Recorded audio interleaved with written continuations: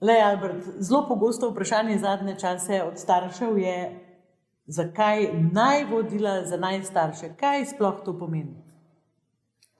Pejmo od zadnje.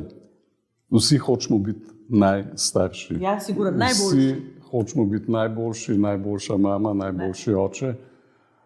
In ja.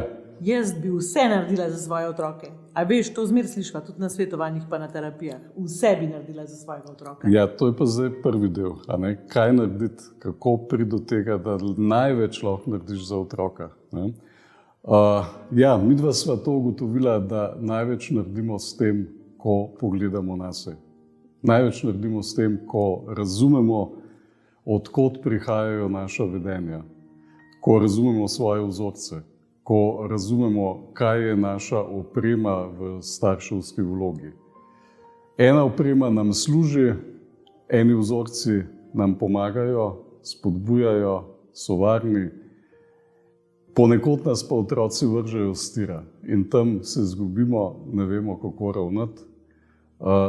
In zato so najvodila. Skratka, ne verjameva, da obstajajo navodila, ampak obstajajo pa neka vodila, obstaja nek zemljevid, obstaja neka pot, ki sva jo midva že prehodila, velikrat sva jo prehodila tudi z drugimi starši in mislim, da sva dala vse, kar sva se naučila v to, kako razumeti sebe, kako obvladovati sebe, kako nadzorovati sebe, zato, da bomo najboljši starši, zato, da bomo otroku najboljša opora, najbolj varna odskočna deska, najbolj varno zavetišče, skratka vse, kar otrok največ rabi od nas.